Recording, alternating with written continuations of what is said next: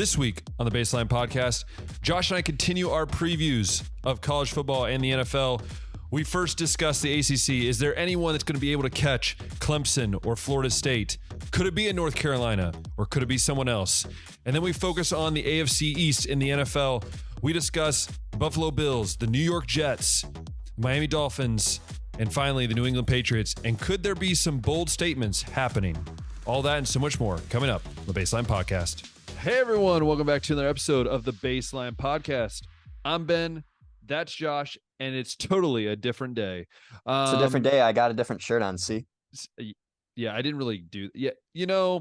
okay, so behind the scenes, yes, we recorded these on the same day, partly because I'm flying to the States as you're probably listening to this, or I've just landed. And let's be honest, Josh, no one wants Ben, who's been flying for 20 plus hours, to come on a podcast. It just wouldn't be pretty. I would sound like a zombie. I think so, at least. Yeah. So Josh, what have you done in the last 20 minutes? Last 20 minutes, I had to go to the bathroom because I had been holding it since about 20 minutes in the last show. So Ben got to download the last episode that we recorded, and I got to take care of my business. And now we're back at it. Ready to rock for some more football previews. Football is happening. You know what's crazy is I know probably we're going to miss a lot of big news that's happening in the sports world over the next, between the two shows that we've recorded. Someone mentioned to me that is one of my players that we've missed a lot of crazy signings that's happened in the world of soccer. So I'm sorry, I guess. No, maybe what we'll do is we'll have Jared come on at some point and break down all of the summer transfers, because let's be honest, in the world of soccer, there's so many different signings that goes on. I was going to say, if it wasn't a signing that involved Messi, Ronaldo, or Mbappe, I don't care. Yeah. And also I think that it's easier for someone that knows soccer terms to talk about it. So if you guys want that, please let me know, and we can work it out where Jared comes on and kind of gives a breakdown of different big transfers. Because there have been some big transfers, specifically how Saudi Arabia is basically swiping up a ton of amazing talent because they just offer them like freaking $6 million a week to come play in Saudi Arabia where all the oil money is. So that's besides the point. And it is funny when you look at all the teams and they're all owned by like a crown prince of something. So, Saudi Arabia, we love you. Only a matter of time before we're a Saudi Arabia-owned podcast. Let's be honest. We're going to be owned by them. Anyways, let's get into college football and the NFL. I know we talked last week, as you've listened to the last episode, of the Big 12 and of the AFC South. This week, we are going to Big 12 2.0, which is the ACC.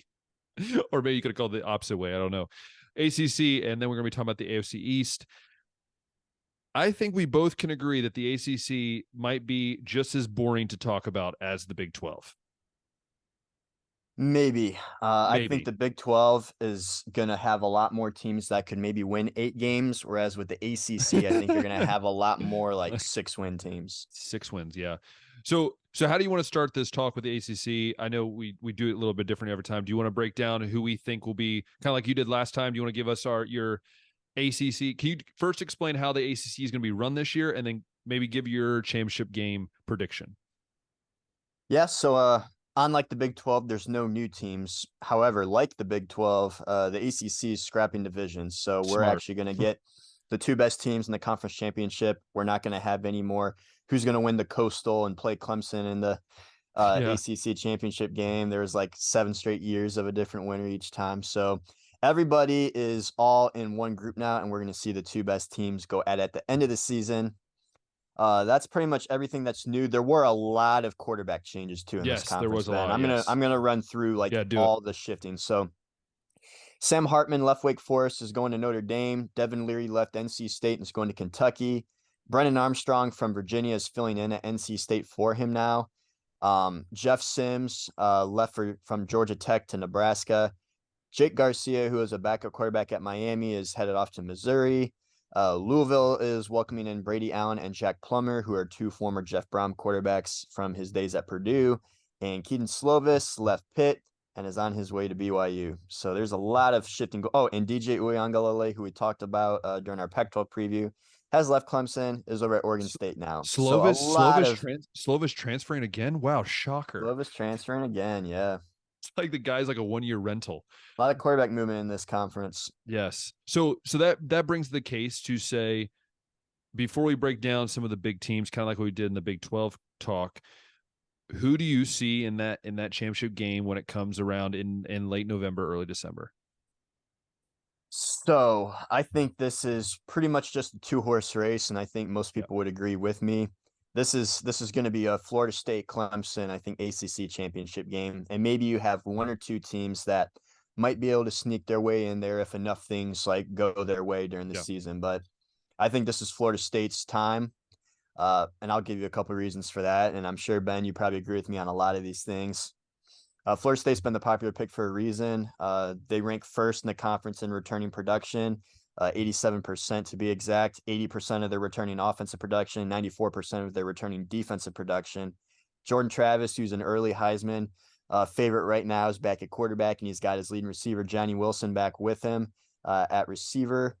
Jared Verse, who was second in the conference last year in sacks, is returning to the defensive line. And they also, like I just said, they have the most returning production in the ACC. They had a great transfer portal class too. They ranked 4th in the country there, getting 10 new additions, including 8 4-stars, which includes Fentrell Cypress, a corner from Virginia, Keon Coleman, a receiver from Michigan State, Jaheim Bell, who's a tight end from South Carolina, and Braden Fisk, who's a defensive lineman from Western Michigan. Those were 4 of the top 20 portal gets.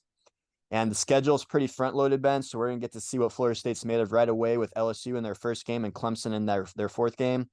But then from there, it's pretty much a cakewalk, other than maybe having to play Duke and Miami. But those are both home games. Tough. What's that? North Alabama's going to be tough.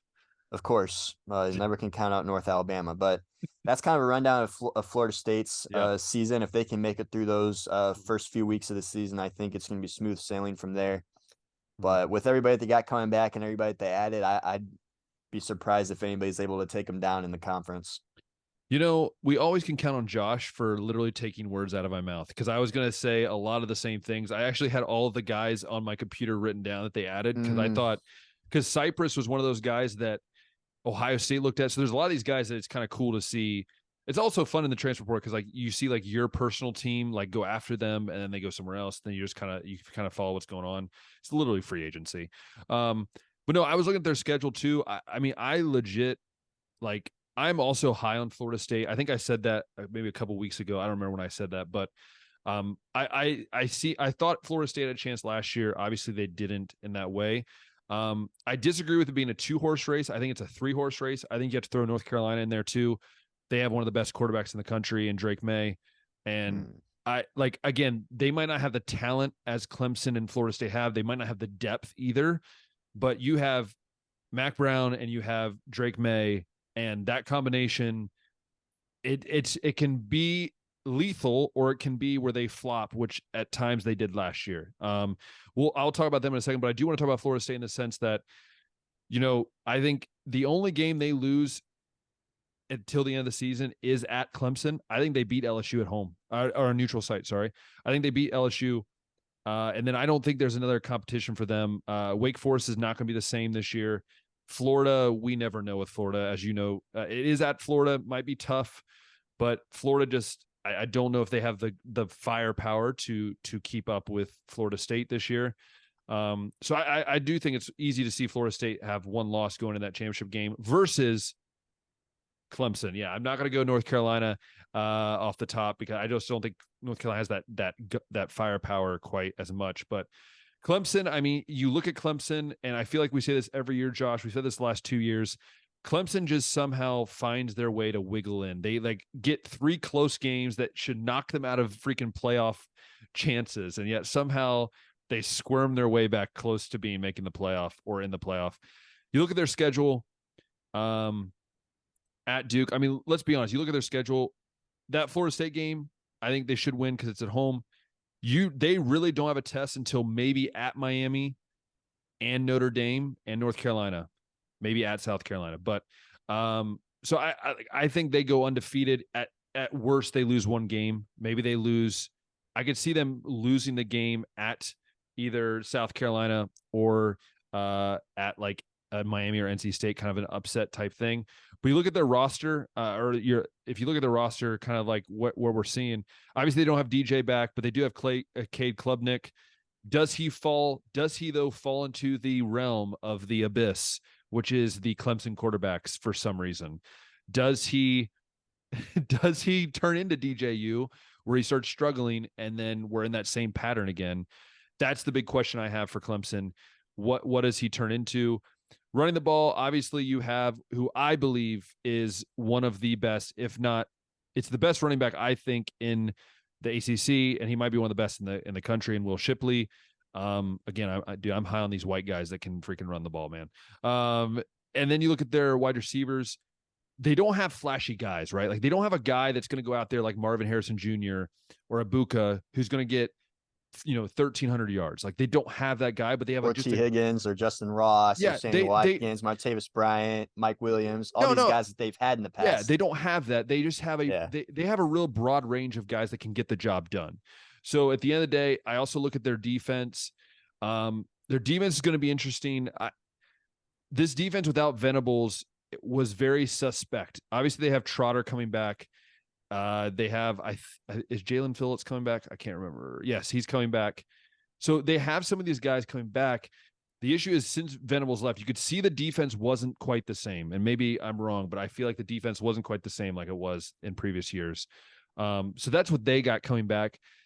Give me your thoughts on it, Clemson. And do you see a Clemson versus Florida State championship game shot there at the end of the year? Definitely got Clemson finishing second here. Yeah. You nailed on a lot of what I would have said. Cade Klubnik, one of the top quarterbacks in his class, is going to be the full-time starter this year. We got a little taste of him last year. I don't think he's going to fall into the regression that we saw from DJU, and in my opinion, a little bit with Trevor Lawrence, because Brandon Streeter's gone. He's gone. That is true. I forgot about that. Yeah. Dabo Sweeney he finally said goodbye. He's saying goodbye to all these in-house hires or in-house promotions that never should have been. That's my question, Josh. That's my question for you. I want to stop. Sorry for stopping you for a second, but do you feel like this was a learning lesson for him, realizing you can't just always hire in-house? Like you have to go out and get somebody that might not be a whole Clemson guy, but might be a guy that spent time at another university? Do you think that's a lesson? I think Dabo's just learning that you got to keep up with the times and you can't just stay the same. He's a very old school. I mean, they're finally getting involved in the transfer portal, which they never did. Yeah, which they never did. I don't think they really tried to get anybody, and I think this is the most additions they've added. I don't have that list in front of me, so I can't say who they've added, but they have been more involved there. Yeah, and Dabo's been active, going out and getting the hottest name in the coaching world with Garrett Riley to be his OC now. So I think that's going to be. It's going to be super beneficial for Klubnik. The question is, how much does he let, though? That's the question, though, is how much does he let him do his offense? You know what I'm saying? Like, how much freedom does he let Riley have? That's the question I think we're all gonna have to see. I think that's going to be the big thing. Yeah, and I guess we're going to find out, too, like what Garrett Riley's made of. He was just a one-year wonder at TCU with, like we mentioned, all the talent that they had over there with that offense, and if he's going to be able to replicate that over here in the ACC with Clemson. And then as far as the schedule goes, I do think they're going to have a rougher way to go than Florida State. You already mentioned Duke. Obviously, they play Florida State in game 4. They got to go to Miami, and then they got a home game with Notre Dame and North Carolina. And then they got to play at South Carolina, who absolutely destroyed them last year. So we're going to find out early on, I think, what Clemson's made of, especially with Duke is no pushover. No. I think that Mike Elko has them going in the right direction. They went 3-9 the year before he came in, and then they went 9-4 last year. Riley Leonard had a super solid season at quarterback for them, almost 3,000 yards and then 20 touchdowns last season. And they returned 17 offensive and defensive starters on a team that won 9 games last year. So you can't overlook Duke that first game. Florida State's going to be tough week 4, as we've already said. Miami's going to be interesting. I don't think this is the season that you can really expect them to blow up. I think next year they're going to be really good. They have a lot of good recruits coming in. They're continuing to recruit well, which Miami usually always has done. They can actually spend money this time. You know, they don't have to cheat. They can spend money, and Mario Cristobal's always been a good recruiter. Always puts an emphasis on the offensive line, and they're getting some of those dudes into the building. So I think next year that's going to be when we can really expect Miami to start doing good. Also, Josh Gaddis is gone, so automatic upgrade no matter who they brought in, offensive coordinator. Remember, he's the one that was his offense at Michigan, remember?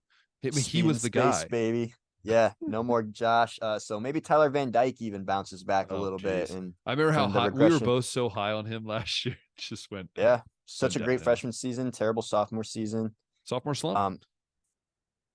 And then I guess I'll get into a little bit of North Carolina on this schedule. Is North Carolina your third team in the ACC like he is? They're For not. me?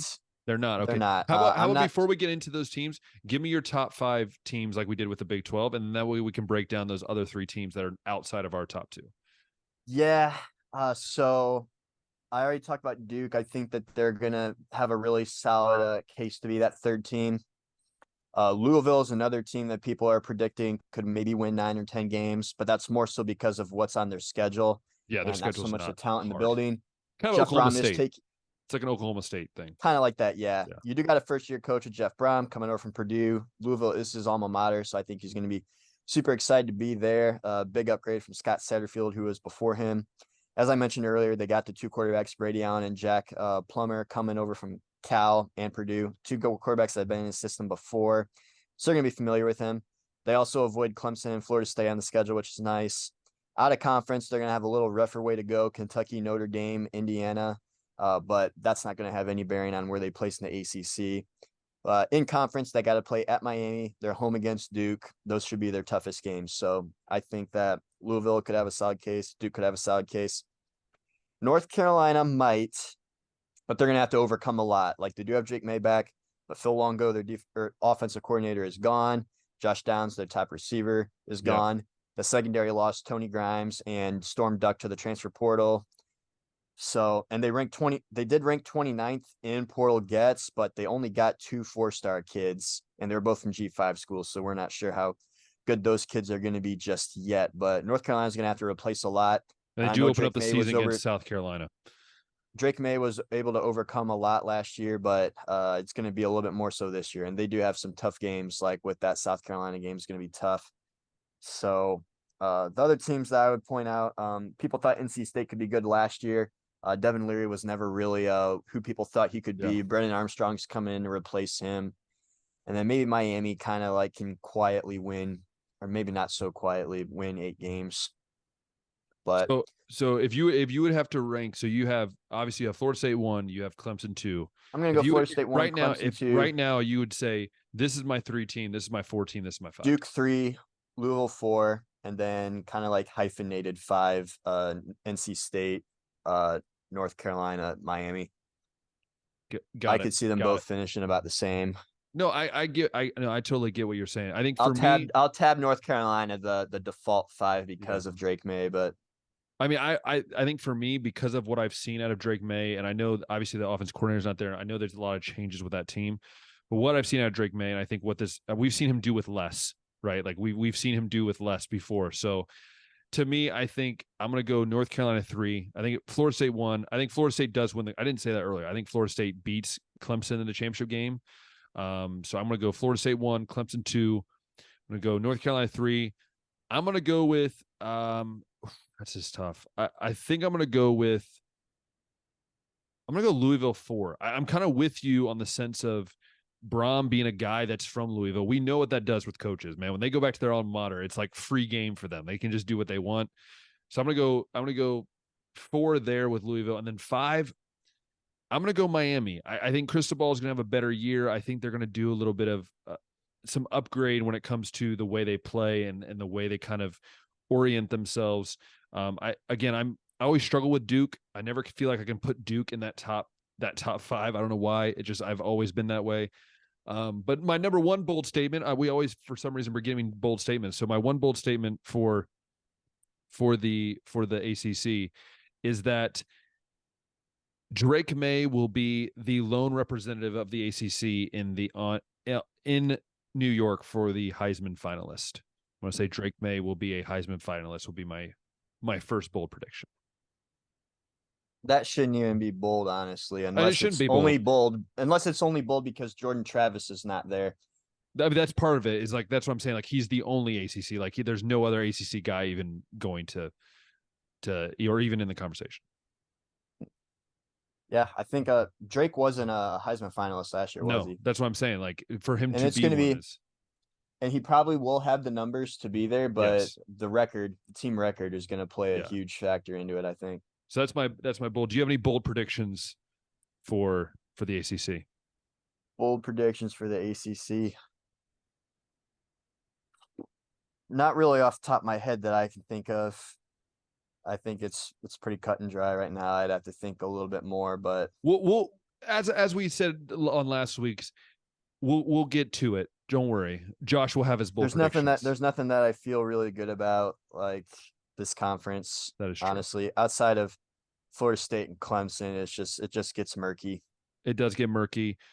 So let's talk about one more team I want to talk about, Josh, before we kind of move on. Let's talk about this Miami team for a second, because I think Miami, they finished 5-7 last year, right? And I think both of us can agree that is not a Miami standard, right? If you're going to Miami, you go to win like they did back, when we were kids, right? When they were one of the teams in the country. I mean, we remember when Ohio State beat them. Yes, that was not pass interference. You'll know if you know what I'm talking about. I think Josh knows what I'm talking about. It was not pass interference. It was not, or what? No, it was pass interference. That's what I'm saying. It was pass interference when people would say it's not. So here's their schedule, Josh. You tell me win or loss as we go through this. For Miami Hurricanes versus Miami of Ohio. What do you think? They better win. Yes, win. I agree. Texas A&M at home. That's going to be interesting too, because Texas A&M's kind of in the same boat as Miami, where you just majorly underachieved with a lot of great talent in the building. And we also, I think, some necessary changes in the offseason. We also know that Miami does not have a great home field advantage because they just play in the Dolphin Stadium. So they do, and it's half empty almost all the time. Half empty. So what would you say on that game, win or loss? I'm going to lean win because I believe more in Tyler Van Dyke than I do in, I'm assuming it's going to be Connor Wegman. Okay. Win Bethune-Cookman. Miami. Win. Okay, good. I was getting scared there for a second. At Temple. That should be a win. Okay. Versus Georgia Tech. Should be a win. Agreed. At North Carolina. Gonna call loss. Okay, loss. So we have one loss on the board. So right now, through October 14th, you're saying that Miami will be 1, 2, 3, 4, 5-1. 5-1. All right. Then they play at home versus Clemson. Loss. So 5-2. At home versus Virginia. Win. 6-2. At NC State. Loss. Ooh, that's an interesting one. I want to get your thoughts on that. It's only because that's a team that's close enough, and they're going to lose a game that they probably should win. And NC State always has a very good defense, and they're tough to beat at home. I feel like, at least with NC State. 6-3 now. 6-3. Then they go at Florida State. Loss. Then they have home versus Louisville. That's a tough one. That's another even game. It's true. It's an even game. They beat NC State in that first kind of even matchup. Or they lose. Excuse me. This time I'll say they win this even matchup. So then they're 7-4. Then they play at Boston College to finish the year. They should win that one. 8-4. So 8-4. This is my question for you. The reason I had you do that, Josh, a question for you is this 8-4 team like a true 8-4 team, or do you feel like this is a team that is probably more playing down or not really an 8-4 team? Do you think it's just their schedule, kind of like what we talked about with Louisville? Yeah, I think it's a scheduled 8-4. Yeah, honestly. That's what I'm wondering too. Yeah. Because I don't think I mean, you even look like even some of these games, like I feel like we saw with Miami last year. Like I think they easily could lose the game against Louisville. They could lose the game at Boston College. I think they could lose the game against Virginia or at Temple. Like this, last season they were losing to Middle Tennessee State, which is why they finished 5-7 to begin with. As much as I think they're a top 5 team in the ACC, they also could be that team that goes 5-7 again or 6-6 because they choke in big opportunities. And so I think until we see Miami overcome that, I don't think they're going to be a top 4 team in the ACC. Yeah, you got to prove that you can be consistent. Yes. Now we move on to what we think top players in the conference slash if we think there'll be any Heisman finalists. Are there any of the top players? Who do you think is going to be player of the year? And then give us some other top players you think will be in the conference this year. Who do you think would be? Question is really, Josh, who do you think? I think I know we're going to say this. Who's the player of the year, do you think, in the ACC this year? I think when you factor in team success, it's going to be Jordan Travis. I think if Florida State's winning the conference, finishing first place, he's going to have a big part in that. Such a great dual threat quarterback. We know how athletic he is, but last year we finally saw him start to grow in his arm talent. And with receivers like we said, Johnny Wilson, he's going to have Keon Coleman, and he's going to have Jaheim Bell at tight end. Now there's just going to be so many guys that he can work with this season. Much more so than what Drake May is going to have to work with in North Carolina. So I'm going to go ahead, and when you factor in team success, that seems to play such a huge part in these awards, it's got to be Jordan Travis, player of the year. I agree with you. I think it's Jordan Travis. I know I said my bold statement, but again, bold predictions doesn't mean that it's awards can be contradictory too. Like we're going to see Jordan Travis win player of the year, but Drake May is going to be the Heisman finalist out of the conference. I easily could see that. Because it's the media and they're just stupid. But yeah, I think I wouldn't be shocked. Actually, here's another thing. I wouldn't be shocked if you see Travis throw for nearly 4,000 yards and run for 700, 800 yards. Do not be shocked if he does that. Very possible. Because I think the way his play style fits the ACC. So I'm going to go him as my player of the year as well. I think Heisman finalists, like again, my bold prediction is saying Drake May will get it and not Travis, but I was going to say, how are you going to finish with almost 5,000 total yards? But this is what I'm saying. Heisman I know. Again, my bold prediction has nothing to do with what I actually think is going to happen. This is my bold prediction. Okay, it's just what I think. Well, then you don't even believe it. Then I do believe it, Josh. In an alternate universe, no. In general. Okay, let's say Drake May goes to be the Heisman finalist, right? With whatever numbers, because most likely, let's be honest, Drake May is probably going to throw for almost 5,000 yards. I wouldn't be shocked. He's probably going to be over 4,000 yards and over 30 touchdowns. I mean, easily. I think it's not even going to be close, and he'll probably run for another 500 because that's just what he does. But anyways, I think possibilities of Heisman finalists, so guys that could easily make it. I think ACC has 3 dudes, and they're all 3 quarterbacks. Like I think that's it. Like that's all they got for the Heisman chance. Elliot, would you agree with me, or do you think I'm off on that? You throwing Klubnik in there as the third? Klubnik, yeah, that's my third. Probably. Yeah, is there any other players that you see in this conference that you're really excited to watch, or that you think could be that underdogs kind of story that we've seen the last few years in the ACC, where guys just come out of nowhere? Is there any guy off the top of your head, quarterback, running backs, maybe another a playmaker that is going to kind of pop off the board to you? I'm going to say keep an eye on Duke. Riley Leonard probably tops 3,000 yards and 25 touchdowns this season. Mike Elko will have 2 straight seasons of winning like 9 games at Duke. And then he'll probably be the next hot name in the coaching searches that's going to get hired to some more big time program. Yeah, I that is actually a good one. So one of my things, I think Trey Benson is another guy that is from Florida State.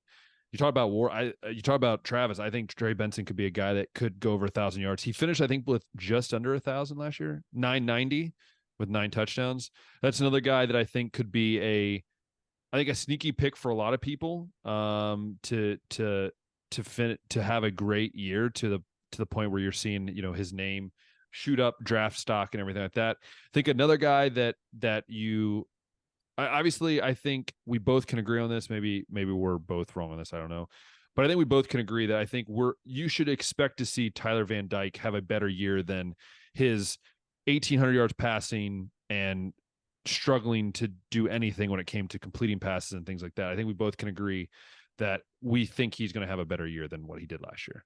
I certainly hope so for the kid too, man. He went through a lot. He went through a lot freshman season. Yeah. So we've seen it with we're going to see it with Michigan's quarterbacks too, I think. Like imagine if Cade McNamara goes to Iowa and plays better than he did while he was at Michigan. Goodness. To be honest, I would love that so much, Josh. Then we can say that Brian Ferentz is a better offensive coordinator than Josh Gaddis, and that's just going to add on, man. Oh, that's good. To the legend. Listen, if we say that on the show, Josh, we might as well stop making the show. At that point, we might be getting under fire at that point. Love to tell David Cohn that on the show. David, if you want to come on the show and hear us say that. I think David would agree, man. He probably would agree. Excited that Josh got out, man. That is true. So Any other points you want to add to the ACC, or is this probably our shortest conversation about any conference we're probably going to have? It's probably going to be the shortest conversation. I hope someday that Virginia Tech ends up coming back and being good again. I hope someday that Virginia, yeah, like just some of decent. These. Shoot, my mic fell down. Your mic. Yeah, that's what that was. But I hope someday that one of these teams that used to be good in the past, even if that's Miami, like Miami, bring back the glory days there. Yeah. This conference needs to get good again because it's annoying watching the same teams. And the thing is top Clemson all the time. Clemson's had such an easy road, but they haven't been the same since what, 2019? Like they haven't really been a dominant team since what, 2019 probably. Yeah, that was probably the last time they were dominant since Trevor Lawrence left. Yeah. And then you look outside of that, I mean, you've had no really true dominant teams. So, yeah, I agree with you. We need to see a new regime kind of come out of the ACC. But that's the ACC for us. Let's shift from college football. If you're new to the show and you've just been listening, listen. We've been doing a breakdown of all of the conferences. We've now done the Big 12. We did the Pac-12. Now we're doing the ACC. But in the NFL, we've been talking about a couple of different conference divisions. Today, we are talking about one of the most, probably, the weirdest divisions in the AFC, which would be the AFC. One of the strongest. Well, strongest, but also weird in the sense that it's really, I think, a fun one to watch and all the new things that are happening, which would be the AFC East. So we're going to be talking about the AFC East. We talked about the AFC South last week. Probably have a little more competition on what Josh and I think is going to happen. So, Josh, why don't you get us started here with the AFC East? Yeah, so whether you want to call it strong, weird, whatever, we got a handful of teams here that could be making the playoffs. We got the Bills right now is over under win totals 10.5. The Jets and the Dolphins are both 9.5, and the Patriots, who've run this division for years, are at the bottom here at 7.5 right now. I mean, if we go off of what I said last week, if you didn't listen to last week's episode, I'm giving you a little spoiler here. I said that the Jaguars would go 13-4 and beat the Bills. So I have to stand by that now because that was the fact that the Jags are in such a bad division too, like no one else in that division is going to even compete for a playoff spot, is going to make it way easier for divisions like this to actually have good teams to get 3 teams in. That's true. And with what we've been doing with the NFL teams is we've been doing some bold predictions. So you'll hear some of our bold predictions come out of here. And I'm sure mine will be way outrageous, but we talk about the AFC East. Should we talk with what teams we think should win? I think we're on the same page on this. I think, Josh, maybe. Josh, who do you have winning the AFC East, coming out on top at the end of the year? See, even with the addition of Aaron Rodgers, and if you even can convince me that Tua stays healthy for his full season, I still like what Josh Allen and Buffalo can do, honestly. Okay. I don't think it's going to be like a 13-win season, like what you think the Jags are going to do or what Buffalo I think has achieved in the past, but I think 12-5 is going to be something super doable for them. It's also going to be interesting to see if Josh Allen can kind of bounce back from last year too. I know he's considered one of the top quarterbacks in the league, myself included in that, but we really did see after Brian Daboll left, I think he was hit more times, sacked more times, threw more interceptions. He didn't look too good in that playoff game against the Bengals. So we're going to be looking to see here if he can, I guess, bounce back, make those adjustments, or maybe Brian Daboll was like super important in his development. No, I agree with you. I think I'm not going to go the Jets, Josh. I'm not going to break people's hearts by going with the Jets. No, I'm going to go with the Bills. I think, even though I said that they would lose to the Jaguars in the season, I still think the Bills are still to be honest, I still think the Bills are a 12-win team. Like, I think easily. I mean, I looked at their schedule. I have their schedule up right now, Josh, and we'll go through this. They play at Jets, Las Vegas, at Washington, Miami at home, Jacksonville neutral. They have Giants at home, at New England, Tampa Bay at home, at Cincinnati, Denver, New York at home, at Philly, at Kansas City versus Dallas. I think that's a 3-game stretch where they could have issues when they go at Philly, at Kansas City versus Dallas. You have at Los Angeles. Check that. Yeah, so they go weeks 12 14, 15, there's their 3 toughest games, and then they have a bye week in between them. And then they have finished the year with at Los Angeles. Their last 1, 2, 3, 4, their last 6 games are extremely challenging. And that's what I'm saying. I still think they're an 11 to 12 win team. It's just going to be a lot harder to get there. Yeah, like their last 6 games are rough. You already know you got to play the Dolphins and the Jets twice. Like, let's just assume they split those and win the home games maybe. So there's 2 losses right there. You already have them losing to the Jags. Yep. So we'll count that for at least your sake a third here. You got to play the Bengals at Cincy, which is the a Bengals, tough place which to play. Could be a loss on Monday night. The Eagles could be a loss. The Chiefs could be a loss. The Cowboys, depending on which version you get, could be a loss. Yeah. It's and I mean, depending on what version of the Chargers you get, the Chargers get to be the home game in this case. It's going to be a lot of challenging games here, but I think Buffalo's cut out for it. No, I agree. I think still out of this schedule, as I just looked, I still think you're still gonna see a 11-12 wins. I think 11-12 wins, which I think we both agree is going to be their top thing. And I'm going to make I think a bold, somewhat of a bold prediction. This is my first bold prediction for the AFC East, is that you're going to see a Bills at 1, and you're going to see Jets finish second in the division this year. And I'm going to say tied with that is the Jets will finish second and have 10 plus wins on the season. Mm-hmm. That's my first bold prediction for the year for the AFC East. So the Jets, they got to play. I have the Jets second. I'm just going to run down real quick. I have the Jets second. I have the Miami Dolphins. They got to play a lot third. of the same teams. Yeah. I have Miami Dolphins third, and I have fourth. I have the Patriots, unfortunately, but that's so on. But I want to. You want to talk about the Jets? Should we talk about the Jets? Yeah, I mean the Jets made a lot of noise in the offseason getting a quarterback like Aaron Rodgers, and very similar to the situation that the Broncos were in with Russell Wilson. That quarterback play held them back a lot last year. Like, if you're just scoring league average offense, they're winning double-digit games probably.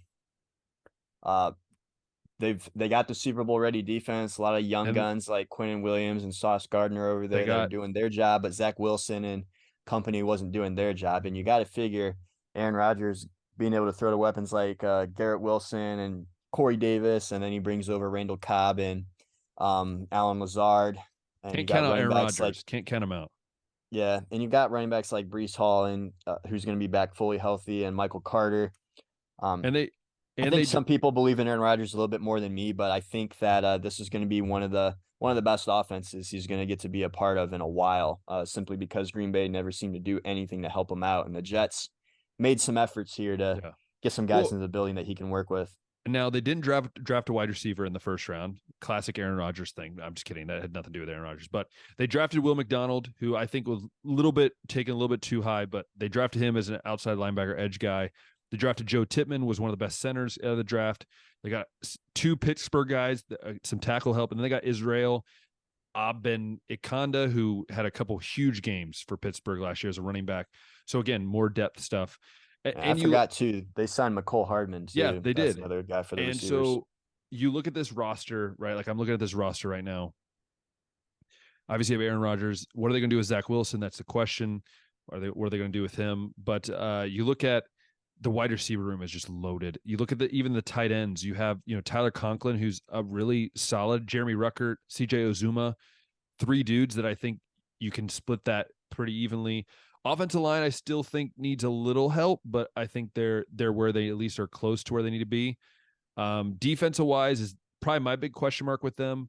Outside of the defensive line, I think defensive line is okay, but outside of that front 7, how are you going to be in the safety specifically? Not corners, they're fine. Like, you literally have probably the best corner right now in the NFL in Sauce Gardner. My dude, Sauce, which, by the way, I want to remind everyone that I did predict that correctly. Yes, Josh, I went back to it. I'm going to live on that. No, you have Sauce Gardner. But again, on the backside, you do have Jordan Whitehead. You have Chuck Clark, who's very good, and Adrian Amos, Tony Adams. You have some guys that are solid. Ashton Davis as well. But again, there's still some holes. Obviously, you want to get strengthened. But I look at their schedule, Josh. I don't know about you, but I think you go they go. I'm just going to throw a number out here. I think they go 10-7. I think you see 10 wins out of this, and that gets you second place, I think, this year in the division. I'm going 10-7 too, simply because I think Aaron Rodgers is possibly the highest upgrade anybody's going to have at quarterback this season. I can't imagine. If you replace anybody with Zach Wilson, you're probably already going to be pretty close to the biggest upgrade in the NFL, and then you make it Aaron Rodgers. I think that's worth 3 wins in itself after going 7-10 last season. So I'll agree with you. I think the schedule is going to be a little bit tougher this year than it was last year, but I think Aaron Rodgers is worth 3 extra wins. So I'll hop on board with you and go with the Jets finishing 10-7.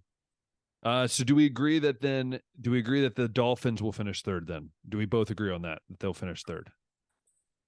Or Probably, do you think, and it's so hard to predict Tua's health because when he's healthy and he's slinging it to Jalen Waddle and Tyreek Hill, who I think is probably the best wide receiver duo in the NFL. They look incredible. But then you get Skylar Thompson in that playoff game against the Bills. And while they did hold their own for a little bit, Josh Allen and the Bills did struggle there for a little bit. But then the talent just eventually took over on the field there, and the Bills won the game. But that's just the thing. And their schedule, I don't think their schedule is pretty balanced too. I don't think anyone's doubting Tua's health or talent. I think it's more so his health, and if he can be on the field for more than 10, 11 games or whatever it is. Well, I think you look at the Dolphins. I mean, look at their schedule. It's pretty balanced. They don't have a run of really tough games because they basically go at Los Angeles, at New England to start the year, then Denver, at Buffalo, New York Giants, Carolina Panthers, then at Philly, but then they're back home against New England. Then they go in a European game versus Kansas City, then Las Vegas. So they don't have that schedule where it's 4 games in a row against really hard opponents. It's pretty on and off, on and off. My biggest concern, and I know my coaching buddy over here, Nick, who I was talking about last week, he's a big Miami Dolphins fan. And I know his biggest thing is does Tua stay healthy? Because I think we all can agree that literally they have the best wide receiver duo if they're all healthy. But again, if they're all healthy, this team is a tough team to defend against, because you have Tua, even running back wise, you have Gaskin, you have Mozart, you have Jeff Wilson Jr. Then you look at receivers. I mean, it's loaded with talent. Even tight end, you have Tyler Kroft. You have a couple talented guys. Offensive line still solid. I still think they're a very good offensive line for sure. Defense, I'm interested to see how this defense goes. I think I don't know if you agree with me. I think that was maybe at times the tough part for this team as well as their defense. But again, this team, it's just if Tua's healthy, this team can win 12 games. If Tua's not healthy and he's banged up still, or he's not himself, this team could win maybe only 9 games. As I'm looking at the schedule and not knowing about Tua's health, I'm going to say they're going to finish 9-8. 9-8 is what they finished last year, and that's kind of what I feel too. But also, bold prediction: Tua Tagovailoa plays all 16 games or 17 games, all 17. That's my prediction. Boldest prediction yet. That's what I'm saying. That's my bold prediction for the second bold prediction I have for the AFC East is that he'll play all 17 games. Yeah, I don't think that's going to happen. I think he saw action in 13 games last year. Yeah, I'll go with 9-8 as well. I just don't believe that Tua is going to be healthy all those games, and I don't know if Miami's good enough in those other games that he's not going to be playing in. They didn't really win many of the games without him. So if he is playing all healthy, though, wait, you're saying that they're going to win only 9 games with a healthy Tua, all 17 games? Yes. See, I think they're going to win 9 games with Tua, maybe playing 12 or 13. The only reason I'm saying that, my logic behind it is, the only thing I'm saying is because we just don't know, even with him being healthy, how is his mind? How is his, you know what I'm saying? Because we've seen it in the past where guys that get injured, they've been injured. When they come back, that first year where they're really back is not a great overall year, right? It's that year nervous, of getting back you could be playing scared. Yeah. You're always thinking that's what about I'm trying to say. The way that you're falling, and you can't really play the way you play. Yeah, maybe. Yeah. So maybe that's just bit of that. Again, it's a bold prediction. It probably won't happen because I never write on bold predictions. Well, then I guess that leaves us with New England Bill in the cellar. that Bill does Belichick in the cellar with this McCorkle Jones. This leads to might be the biggest and most judged bold prediction that I've ever Are you had. going to say that Bill gets fired at the end of the season? Dadgummit, you ruined my whole build-up, Josh. I kind of was joking because I didn't think that it could be that bold, but here you are. It is. So Saying Tua plays all thing. 17 games, and then you somehow top that bold prediction with Bill getting fired. Dude, this is what I'm saying. There's a time, right? There's a time where, look, there's a time where you have to have a change. There's a time where that dog is just getting a little too old. All right. And you gotta make a change. And I just feel like if this is a year where, let's say, they only win 5 games or 6 games or whatever it is, like, we know they haven't experienced a ton of losing seasons with Bill Belichick or like rough seasons, but it's now starting to look like it was not really the Bill Belichick helping Tom Brady. It looked like it was Tom Brady's greatness that was kind of pulling these Patriots teams to where they were. Not saying it wasn't that Bill Belichick is a bad coach, because he coached the Browns for a while and then the Browns made a stupid decision to fire him, but that's besides the point. But I think there's a point when you have to go, what's next for this organization? Because if you're going to go into a rebuild, I'm not saying they are, but let's say they do go into a type of rebuild. This is where I think you say, okay, we didn't win a lot of games this year. We weren't really competitive, if that's what we say they are going to be. Then you look at the big picture and go, okay, why? Let's, maybe you talk to Bill and say, hey, do you want to go into more front office role, which we both know he'll say no to because that's not Bill Belichick.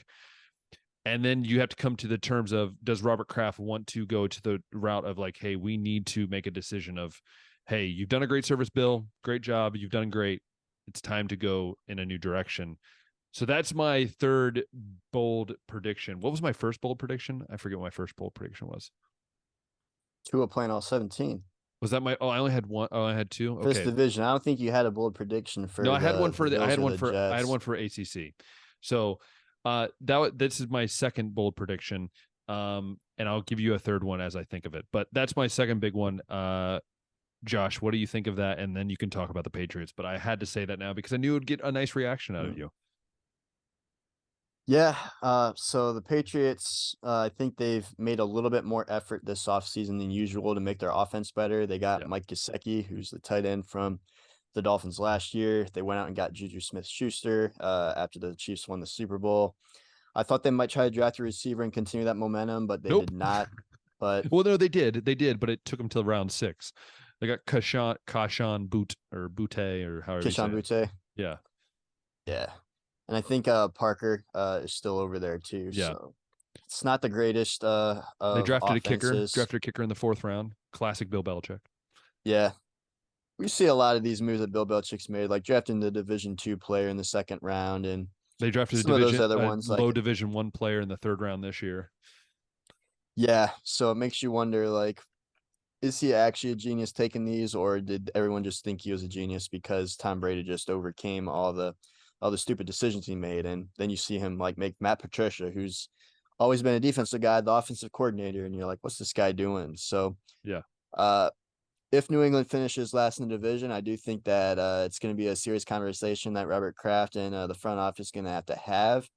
We're also going to find out how much security Bill has, since he's a guy that has won so many Super Bowls with that organization. Is it like, are they going to struggle to move on from him? Like, are they going to fire him, or is it going to be like Eli Manning, or is it going to be kind of like you resign, and that way it's not really us firing, it's just you kind of resigning from your job? You'd hate to fire your coach that's won you 6 Super Bowls, but at the same time, it's like, what have you done for me lately? This is going to be 3-4 seasons since Tom Brady last played for them.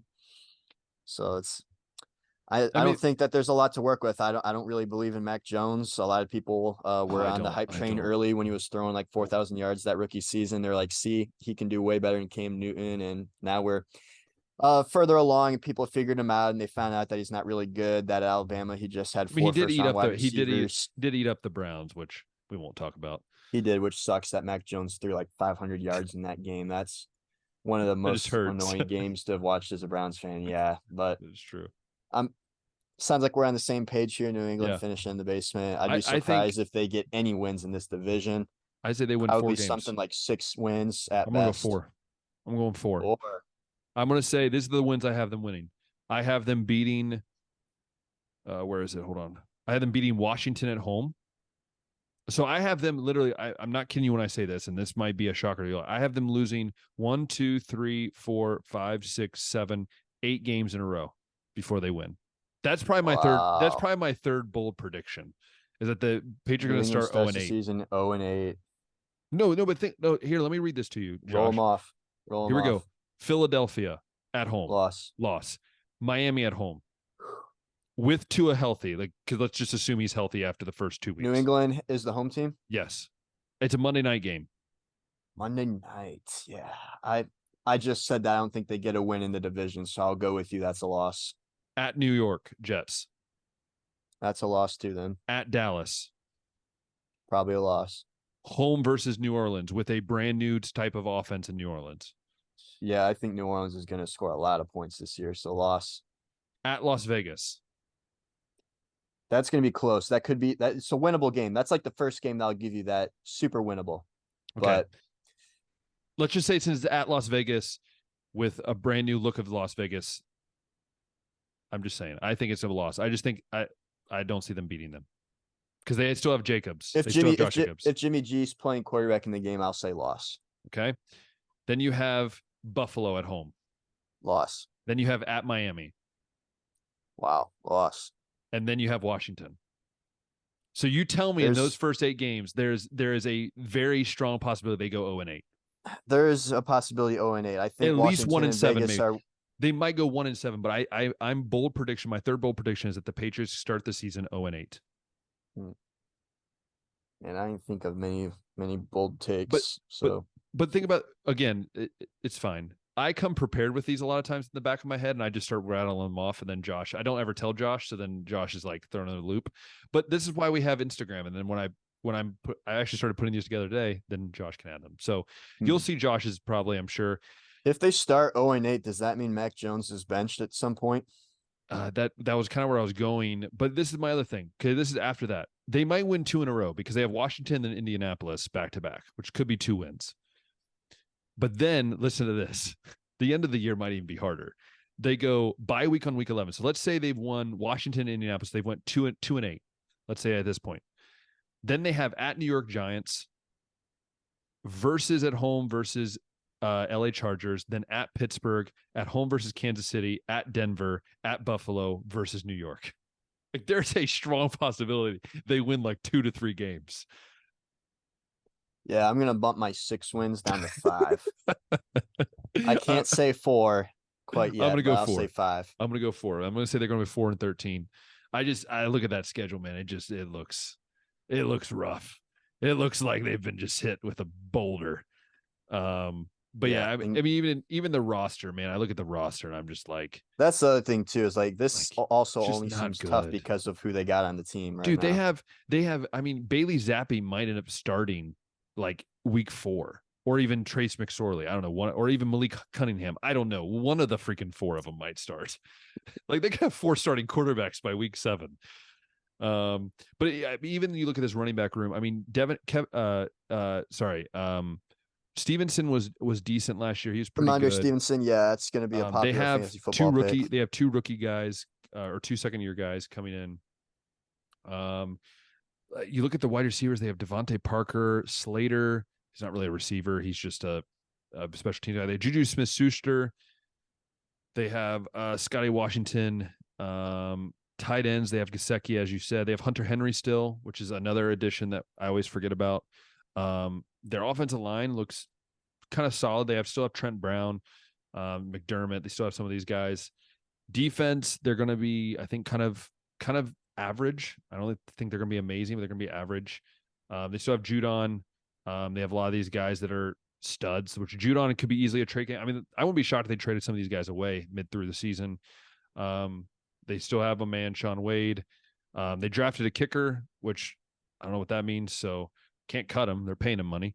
So yeah, at the end of the time, man, like I just think, to be honest with you, it's going to be interesting to see what they do. But again, that's my bold predictions, man. I think it's just the craziness of the AFC East this year. Any other bold predictions or anything that you're kind of thinking of off the top of your head? Man, none that I can think of right now. Okay, well, let's put it this way. What do you think is more likely to happen?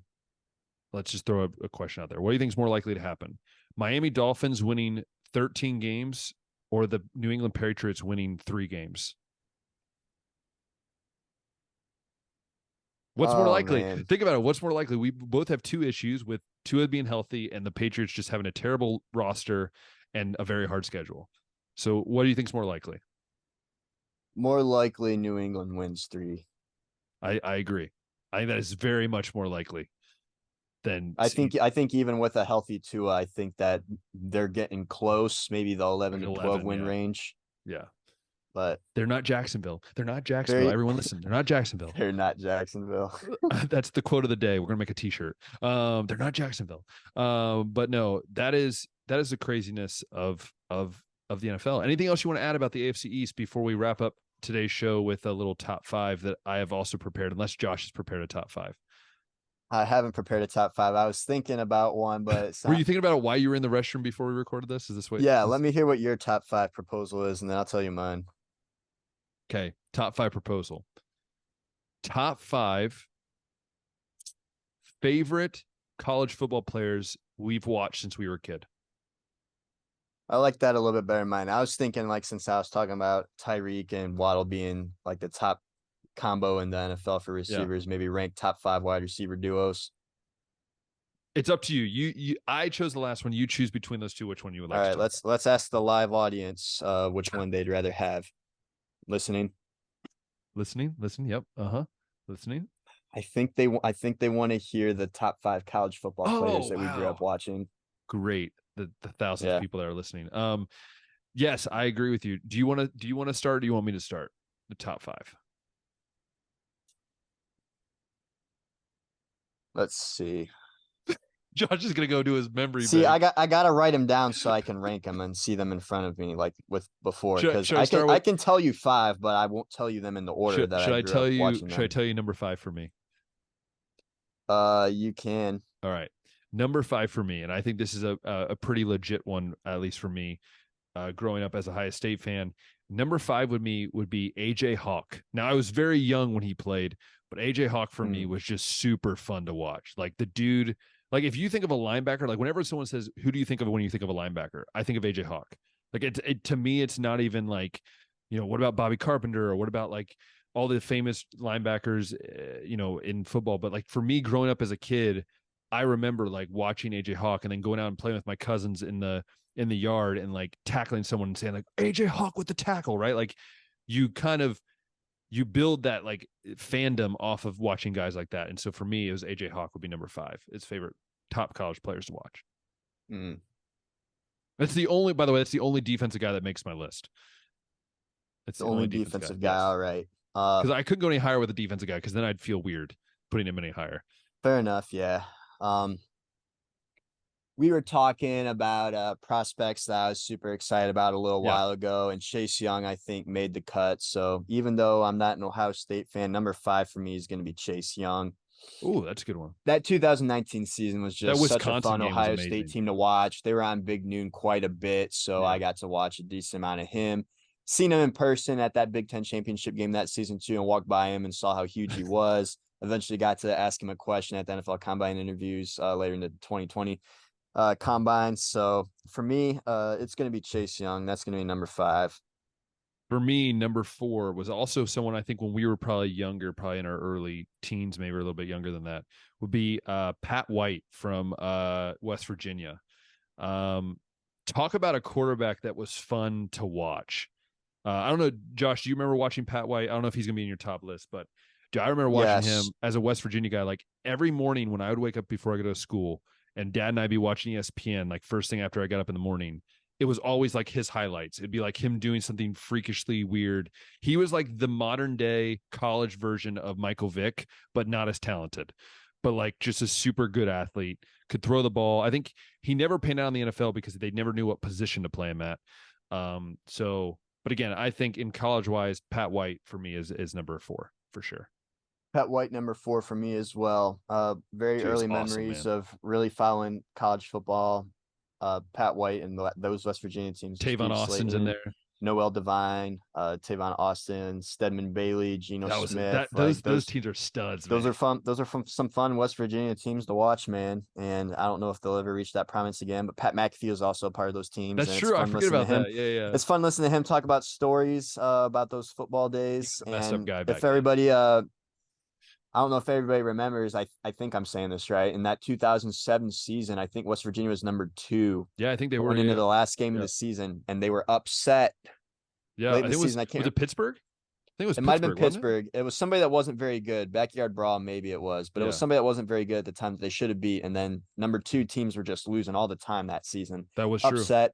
Shot the national championship, gone. So High State ended up making that. High State ended up making that championship. They did. It helped them and LSU sneak in a little bit there. And they lost to LSU by like 30. Yeah. But so number 3 for me is, I think you have to put him on this list. Even if you're not a Ohio State fan, you have to put him on this list, and that's Zeke Elliott.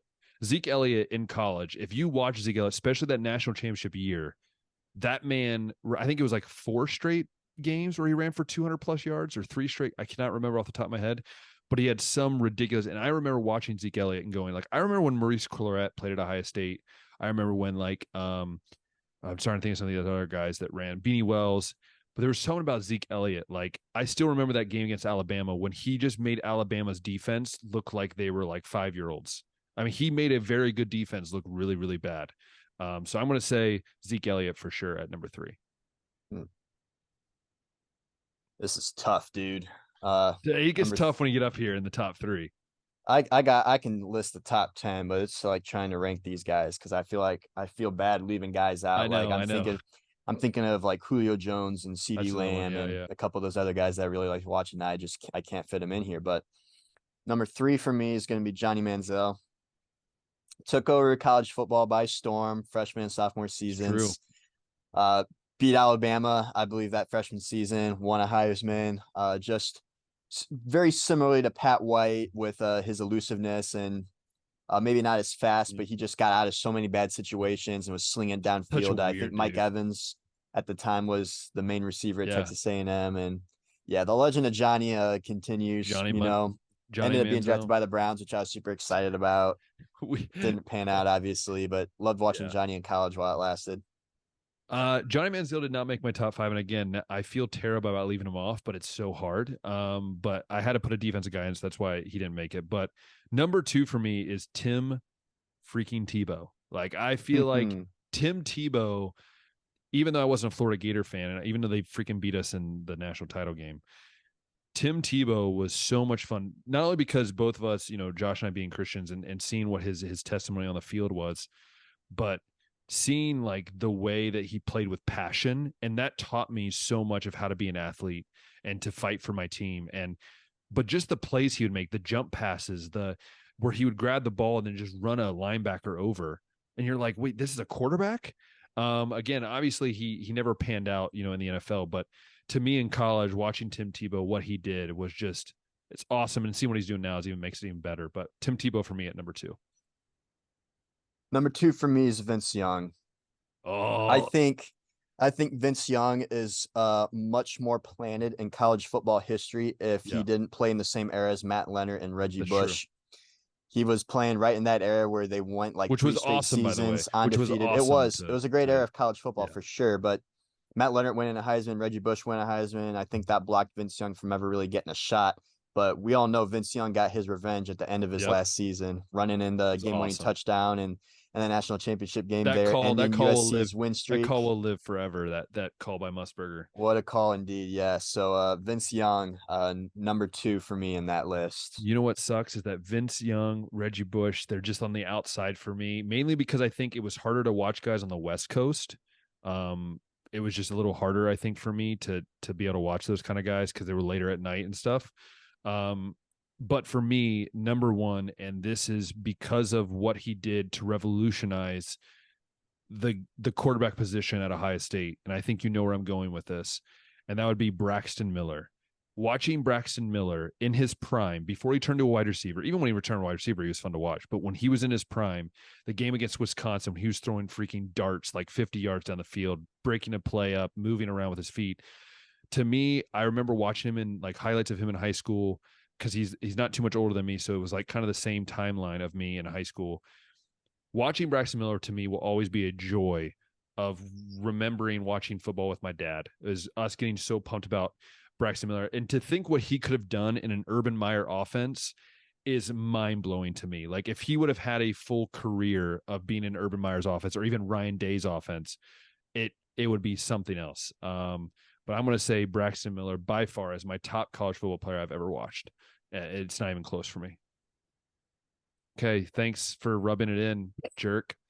For all of you that are not watching, you just decided to pull up a picture of him and Braxton Miller together. Yeah, I got to meet Braxton real briefly at one of the Menace to Sports tailgates a couple years ago for the Michigan State game where they absolutely beat the snot out of them. I remember that game. But number one for me, you already talked about him. It's Tim Tebow. Being a Florida Gator fan, you have to. A big reason why I'm a Florida Gator fan to this day is just because Tim Tebow drew me in.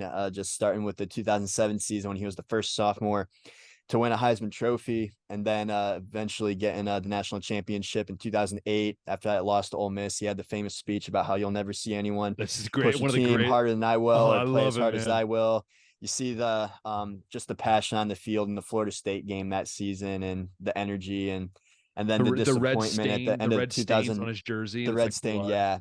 It's just like that was my phone wallpaper for a while, but and then it just sucked for the final regular season game. Well, I guess it was SEC championship game in 2009, the loss to Bama. Yeah. That was like such a great time in college football. Everybody knew that, like that. I think that was 1 and 2 at the time, and the loser was going to be knocked out of the BCS rankings at the time. And it was just like, man, this is like honestly the national championship game this year in Bama. Yeah. Well, it's unfortunately got the win there, but it's kind of like what I said about Georgia and Ohio State this year. I felt like that was the championship game this past season, even though it was 1 versus 4. Yeah, but yeah, Tim Tebow's got to be there. And then even like continuing on to the NFL and getting the touchdown to Demarius Thomas to beat Pittsburgh in the playoffs. The one lone high moment, I guess, in his NFL career, just, I guess, continuing on and getting to see that. It was fun while it lasted. But yeah, Tim Tebow, number 1 for me. And that is our top 5. Let us know what you think about the top 5. I'm sure you'll see it out at some point. We'll probably post it when we're bored and we want to post something. But that for us is going to be the show for today. The next show you listen to will be a in-person show. We're going to be sitting in the same room. I don't know where it will be. We'll figure that out. But it's going to be fun because we're going to have, hopefully, I think Jared will be around. Maybe Jared can stop by and say something. But we're going to be able to talk about the AFC North. We're going to be able to talk about the Big Ten. We're going to argue about what we think about each. I don't know. We'll probably argue. We normally do. But for us, like we said last week, it's memories for us because we started doing sports talk show together years ago in person at our university radio station, which, by the way, Josh, was literally 8 years ago when we started doing it. Have you thought about that? I haven't thought about that. Recently, I've thought about how I graduated high school almost 10 years ago, though. Yeah. So just in perspective, it was like in 2016 or whatever. So it's almost been, almost 8 years, 7.5, 8 years since we started recorded our first radio show back then. So craziness. And yet Josh is still the better looking guy out of us two. So anyways, we will hopefully catch you next time. We hope you love this episode of the podcast. If you love listening to us or watching us, especially on YouTube, go ahead and click that thumbs up button, hit that subscribe button, hit the notification bell. And if you've loved listening to us, go ahead and share the link of Spotify. Let people see what we're doing. We really appreciate it. I also want to, before we go, give a quick shout out to the, I know it's been a couple weeks now, it's probably a week or so since it's been out, but to the Fifth and Goal podcast. If you guys didn't hear, the breaking news from a few weeks ago was they released a preview of all 100 and whatever teams, which by the way, Steel style, man. By the way, hats off to them. Josh, we need it. Hats off to them. I mean, that is just phenomenal. The fact that they have spent their whole summer, let's be honest, they spent their whole summer doing this. You have to. There's no way that Josh and I, our brains feasibly could handle doing something like that. So we just talk about it. And then we have those guys come on and explain what they're doing. Hopefully, maybe if you guys comment enough or you maybe talk to them, maybe we'll talk to them. Maybe we can get them on the show to explain how they did it and kind of their thoughts behind it. Cause I think that'd be really cool to hear how they did it. So hats off to them. I want to say that before we go, But hope you guys have a great, cool weekend. And I hope you guys have a wonderful, and before the summer's over, we get ready for football. And as always, we say, till next time, we'll see ya.